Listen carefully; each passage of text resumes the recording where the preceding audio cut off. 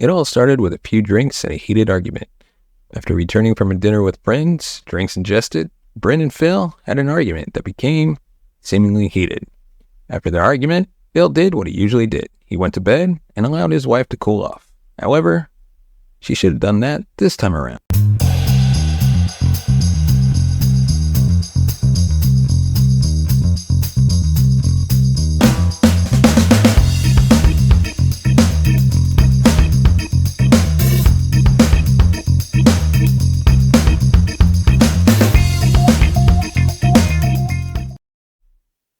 This episode is brought to you by Skillshare.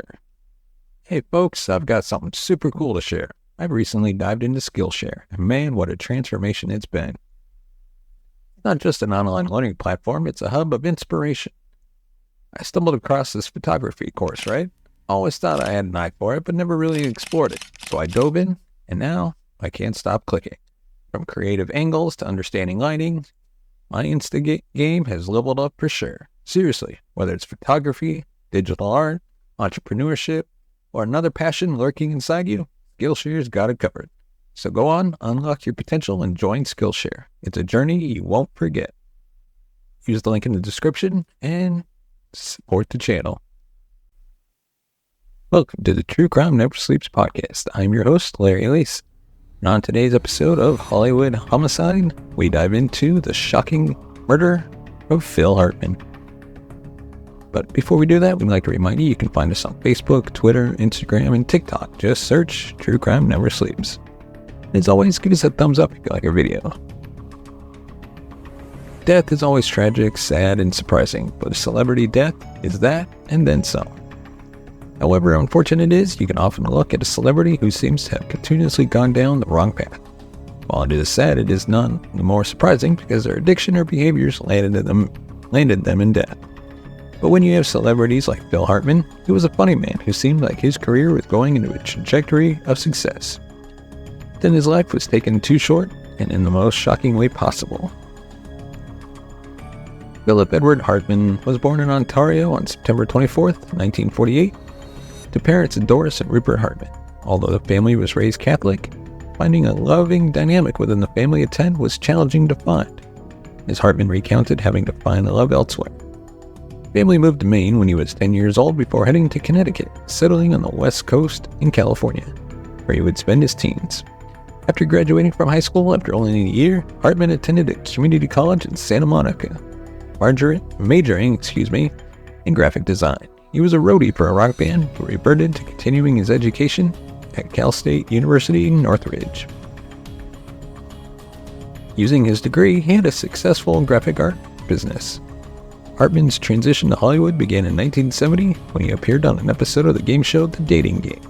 In the mid-70s, he attended improvisational classes hosted by the Groundlings, which he would join the group by 1979.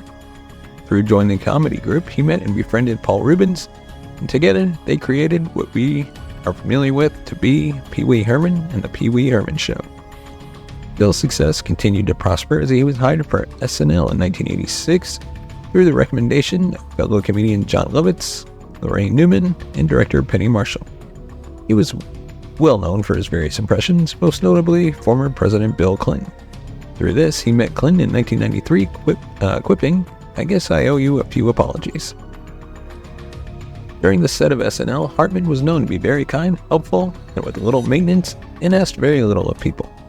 1995 to 1999, Phil starred in the sitcom NewsRadio, and in between that time, he voiced many characters for the animated sitcom series The Simpsons.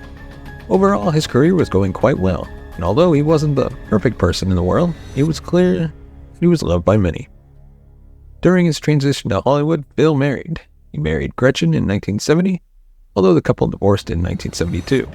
In 1982, he married a second time to a real estate agent named Lisa, and the marriage lasted until 1985 due to his reclusiveness. After his marriage to Lisa, Phil would marry his third and final wife, model and aspiring actress, Bryn Umdahl. After about a year dating Bryn, real name Vicky Jo Umdahl, and Phil Hartman married in 1987. Together, the married couple would go on to have 2 children. The overall basis of the marriage could have been promising. Before the marriage, red flags were brewing during the onset of their courtship. Elvira, mistress of the dark, expressed these concerns to her friend Hartman. He tried to convince him not to marry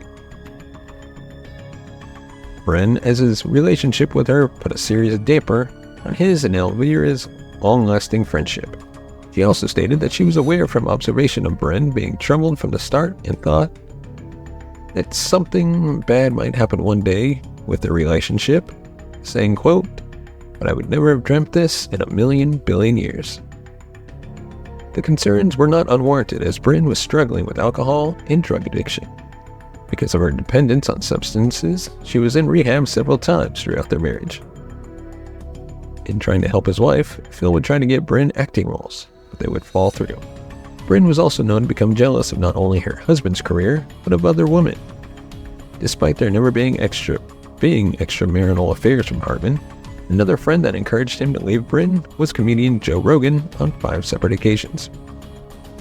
But Hartman never budged, as he wanted to make it work for the sake of the kids. Another concerning moment before the murder was that Hartman's second wife, Lisa, sent a letter to congratulate him and Bren on the birth of their son, Sean. This did not bode well with his wife, as she sent a 4-page letter saying the most outlandish and inappropriate things, causing Lisa to call Phil and say, quote, "Do you have any idea who you are married to?" To which he replied, quote, You should have seen the letter she wanted to send." Phil's lawyer and close friend spoke with the LA Times and said that Bren had trouble controlling her anger. Hartman had to, quote, "restrain her a few times due to her temper." He even recalls his friend saying, "I go into my cave, she throws grenades to get me out." It all started with a few drinks and a heated argument. After returning from dinner with a friend, drinks suggested, Bren and Phil had an argument that became seemingly heated. After their argument, Phil did what he usually did. He went to bed and allowed his wife to cool off.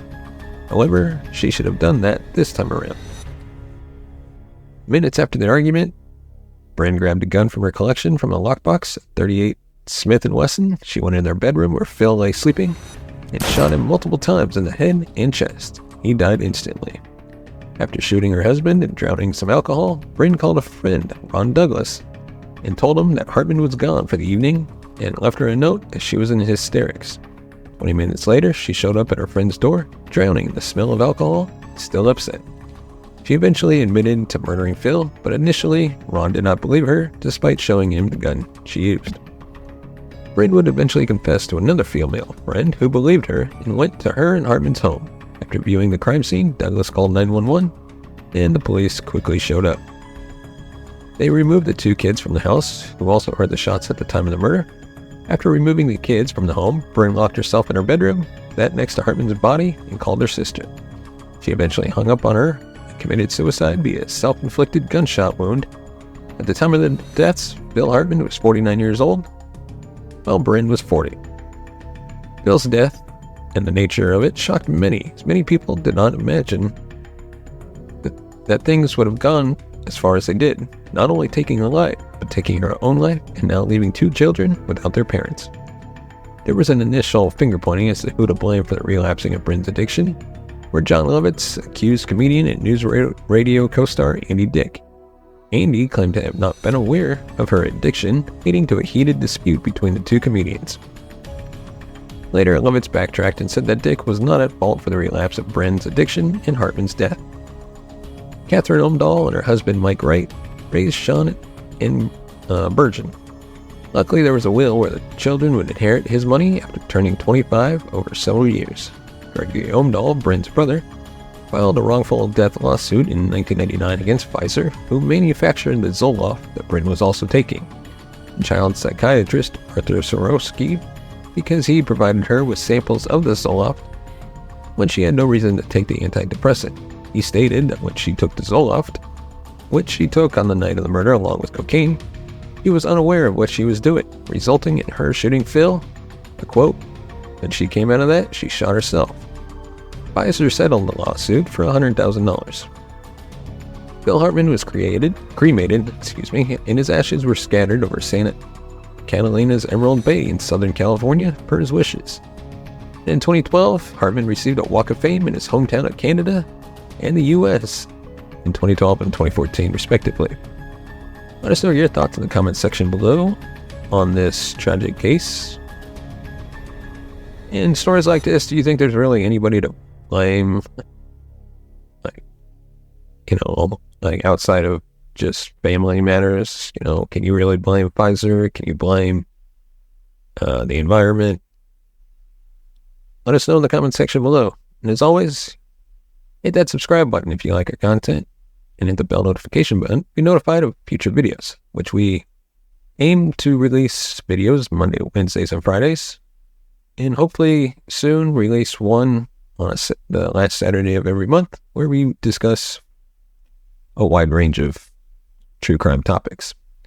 As always, if you want to support the channel, buy us a coffee at buymeacoffee.com/TCNS.